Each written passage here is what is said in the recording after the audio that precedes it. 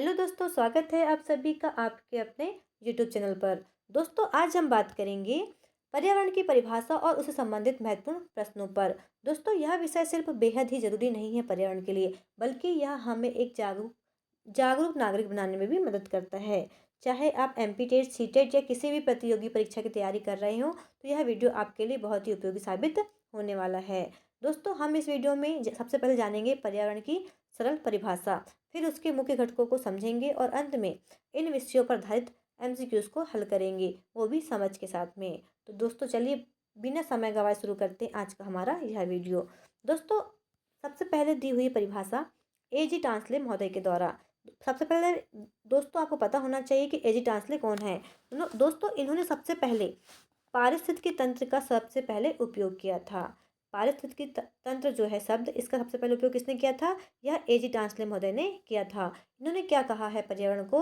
पर्यावरण एक पारिस्थितिकी तंत्र है जिसमें जैविक और अजैविक घटक कैसे करते हैं, परस्पर क्रिया करते हैं। यह परिभाषा किसने दी है? यह परिभाषा एजी टांसले महोदय के द्वारा दी गई है। दूसरी परिभाषा दोस्तों हमारी ईपी ओडम महोदय की। इन्होंने कहा है दोस्तों कि पर्यावरण एक क्रियात्मक इकाई है जो सजीव और निर्जीव एक दूसरे से कैसे होते हैं, जुड़े हुए होते हैं। तो ईपी ओडम जो महोदय हैं, इन्होंने कहा है कि पर्यावरण एक क्रियात्मक इकाई है जिसमें सभी सजीव और निर्जीव एक दूसरे के साथ में क्रिया करते हैं, जुड़े हुए होते हैं। दोस्तों, आपको याद रखना है कि ईपी ओडम महोदय को हम फादर ऑफ मॉडर्न इकोलॉजी के नाम से भी जानते हैं। इन्हें मॉडर्न इकोलॉजी का पिता भी कहा जाता है। आइए बढ़ते हैं हमारी अगली परिभाषा की ओर। अगली परिभाषा है सबसे अच्छी परिभाषा, मनुष्य एक सामाजिक प्राणी है। यह प्रश्न परीक्षा में पूछा जाता है और यह प्रश्न अभी तक बहुत सी परीक्षाओं में भी पूछा गया है। मनुष्य एक सामाजिक प्राणी है, यह कथन किसने कहा था? तो दोस्तों, यह कथन कहा था अरस्तु महोदय ने। अरस्तु महोदय का कहना है मनुष्य एक सामाजिक प्राणी है और उसका जीवन उसके वातावरण से प्रभावित होता है। दोस्तों, पर्यावरण और सामाजिक व्यवहार को जोड़ने वाला दृष्टिकोण यह किसका था? अरस्तु महोदय का था। आइए बढ़ते हैं हमारी अगली परिभाषा की ओर। अगली परिभाषा है हमारी जीन पियाजे महोदय की। जीन पियाजे महोदय का कहना था बच्चे का बौद्धिक विकास उसके भौतिक एवं सामाजिक पर्यावरण के संपर्क में आने पर होता है। जब दोस्तों बच्चे भौतिक और सामाजिक पर्यावरण संपर्क में आएंगे तो उनका अपने आप बौद्धिक विकास होगा, जिससे पर्यावरण पे क्या हो जाएगा, पर्यावरण संपर्क आने पे उनका भी बौद्धिक विकास बढ़ेगा। दोस्तों, पर्यावरण सीखने की जो प्रक्रिया को प्रभावित करता है और कॉग्निटिव थ्योरी में इसकी बहुत बड़ी भूमिका है।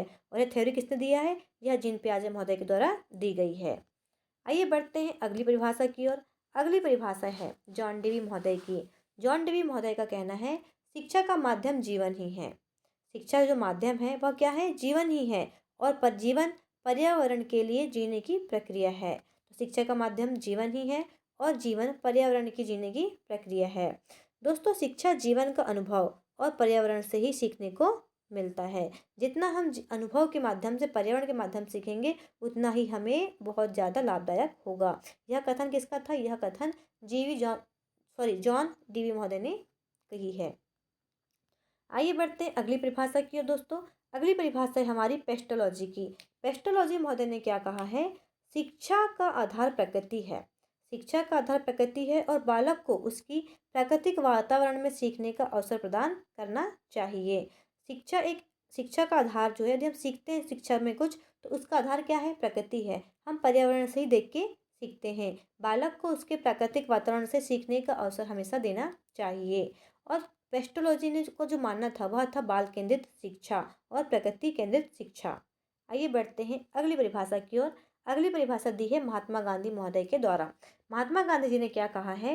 प्रकृति हमारी सबसे बड़ी शिक्षिका है जिससे हम सीखते हैं और उनसे सीखने की आवश्यकता है। प्रकृति हमारी सबसे बड़ी शिक्षिका है और हमें उससे सीखने की आवश्यकता है। दोस्तों, नैल तमिल और कार्यात्मक शिक्षा का मूल आधार प्रकृति ही माना है। किसने? महात्मा गांधी जी ने।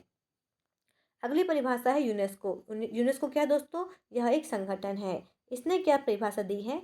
पर्यावरण शिक्षा का उद्देश्य व्यक्ति को इस योग्य बनाना है कि वह पर्यावरण की समस्याओं को पहचान कर उनमें समझे और समझ को बनाए रखे और समाधान की दिशा में काम करे। तो यूनेस्को ने क्या परिभाषा दी है?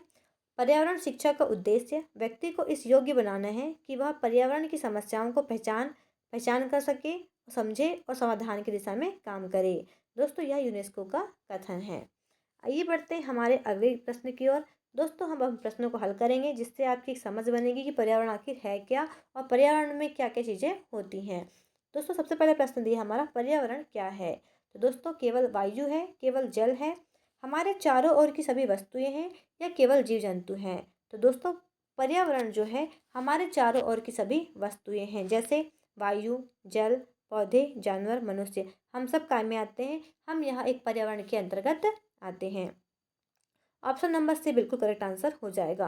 नेक्स्ट क्वेश्चन है हमारा, पर्यावरण के कितने मुख्य घटक होते हैं। तो दोस्तों आपको याद रखना है, पर्यावरण के मुख्य घटक दो होते हैं, अजैविक और जैविक, जिसमें अजैविक मतलब होता है निर्जीव, सजीव जैविक मतलब होता है सजीव। आपको यह बात याद रखनी है। आइए बढ़ते हैं अगले प्रश्न की ओर। अगला प्रश्न है हमारा, निम्न में से जैविक घटक कौन है। जल, वायु, पेड़, चट्टान। तो जैविक कौन से हैं, पेड़ हैं। क्यों दोस्तों, क्योंकि वो क्या करते हैं, वो सांस लेते हैं। सांस मतलब हम जो ऑक्सीजन छोड़ते हैं उसे ग्रहण करते हैं, सॉरी कार्बन डाइऑक्साइड को ग्रहण करते हैं, ऑक्सीजन हमें प्रदान करते हैं। तो पेड़ कैसे होते हैं, सजीव होते हैं, वे स्वयं अपना भोजन बनाते हैं, इसलिए वे कैसे हैं, जैविक हैं।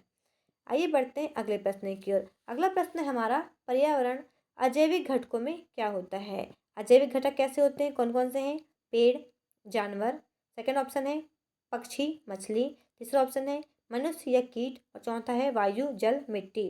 तो दोस्तों अजैविक कौन सा है, अजैविक हो जाएगा हमारा जल, वायु और मिट्टी। क्यों दोस्तों, इसलिए क्योंकि जल, वायु, मिट्टी क्या है, वह निर्जीव है, और बाकी पेड़, जानवर, पक्षी, मछली, मनुष्य, कीट, ये सभी कैसे हैं, ये सभी सजीव हैं।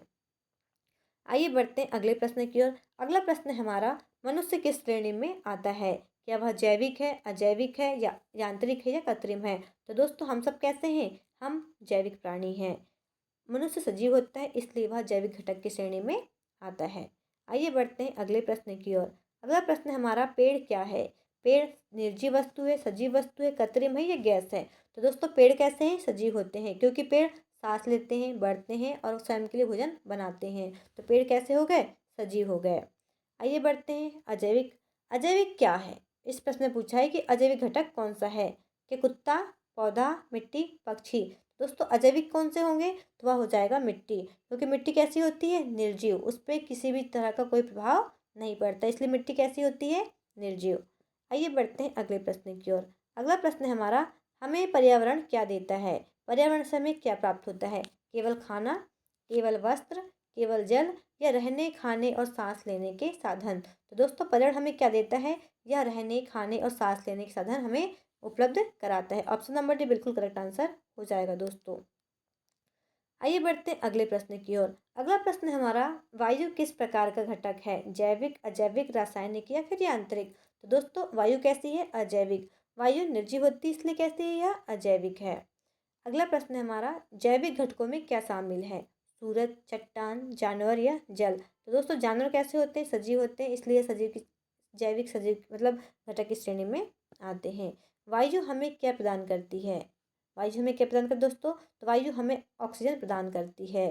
वायु में मौजूद ऑक्सीजन जीवों के श्वसन के लिए आवश्यक होती है। ऑप्शन नंबर सी बिल्कुल करेक्ट आंसर हो जाएगा।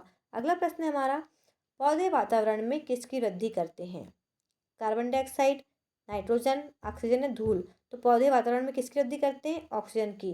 पौधे प्रकाश संश्लेषण के दौरान ऑक्सीजन छोड़ते हैं और कार्बन डाइऑक्साइड ग्रहण करते हैं। तो इसका करेक्ट आंसर हो जाएगा option number C. Next question हमारा, जल किस प्रकार का घटक है दोस्तों। तो जल कैसा है, यह अजैविक है, कैसा है, अजैविक है। नेक्स्ट क्वेश्चन हमारा, चट्टान किस श्रेणी में आता है। चट्टान भी कैसा हो जाएगा दोस्तों, अजैविक। तो आपको याद रखना है कि जैविक कौन से, अजैविक कौन से हैं। आपको सजीव और निर्जीव में जब अंतर समझ में आ जाएगा तो क्या हो जाएंगे, आपको अच्छे से आंसर बनने लगेंगे। अब कौन सा हिस्सा पर्यावरण का नहीं है पूछा है, वायु, मिट्टी, कंप्यूटर, जल। तो कौन सा नहीं होगा दोस्तों, यह होगा कंप्यूटर।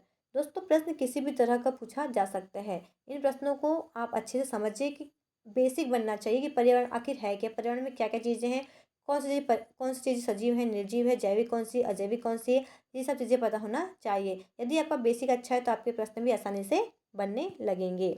अगला है, जैविक घटकों में क्या शामिल नहीं है। तो क्या शामिल नहीं दोस्तों, मनुष्य, पशु, पौधे, या वायु। तो वायु क्या है दोस्तों, वह निर्जीव है, इसलिए जैविक घटकों में शामिल नहीं है। अगला प्रश्न है हमारा, पर्यावरण को बनाए रखने के लिए हमें क्या करना चाहिए। तो दोस्तों पर्यावरण को बनाए रखने के लिए हमें क्या करना चाहिए। अधिक प्लास्टिक का उपयोग, जी नहीं। पेड़ काटना चाहिए, बिल्कुल नहीं। जल संरक्षण करना चाहिए, जी हाँ। इस प्रश्न का करेक्ट आंसर हो जाएगा ऑप्शन नंबर सी, जल संरक्षण करना चाहिए ताकि हम पर्यावरण को बनाए रख सके। दोस्तों अगला प्रश्न है हमारा, कौन सा कार्य पर्यावरण के लिए हानिकारक है। पहला ऑप्शन है पौधे लगाना, जल बचाना, अधिक वाहन चलाना, फोर्थ है कचरे का पुनः उपयोग। तो दोस्तों पर्यावरण के लिए हानिकारक क्या है, अधिक वाहन चलाना। इससे वायु प्रदूषण फैलता है जो पर्यावरण को नुकसान पहुंचाता है। ऑप्शन नंबर सी बिल्कुल करेक्ट आंसर हो जाएगा। दोस्तों अगला प्रश्न है हमारा, सूरज से हमें क्या प्राप्त होता है। सूरज से हमें प्रकाश और ऊर्जा प्राप्त होती है। तो दोस्तों इस प्रश्न का सही आंसर हो जाएगा ऑप्शन नंबर सी। क्यों, क्योंकि सूर्य से हमें ऊर्जा और प्रकाश मिलता है जो हमारे जीवन के लिए आवश्यक होता है। दोस्तों आज के वीडियो का हमारा लास्ट प्रश्न है, निम्नलिखित में से कौन प्राकृतिक घटक है। मोबाइल, कंप्यूटर, नदी या कार। प्राकृतिक पूछे दोस्तों, तो प्राकृतिक कैसी है, नदी। नदी कैसी है, प्राकृतिक है। मोबाइल, कंप्यूटर, कार ये कैसे इलेक्ट्रिक डिवाइस होती हैं। मोबाइल और कंप्यूटर। कार को बनाया गया है। नदी कैसी है, प्राकृतिक घटक है। नदी प्रकृति द्वारा बनाई गई है, इसलिए बाकी सभी चीज़ें कैसी है, मानव निर्मित हैं। दोस्तों यह हमारे आज के वीडियो के अंतिम प्रश्न थे। अगले वीडियो में हम बहुत ही बेहतर हाई लेवल के प्रश्नों को हल करेंगे। यह प्रश्न केवल आपके पर्यावरण की समझ बनाने के लिए था कि पर्यावरण क्या है और पर्यावरण में किस तरह की सजीव निर्जीव चीज़ें होती हैं, जैविक घटक कौन से, अजैविक घटक कौन से होते हैं।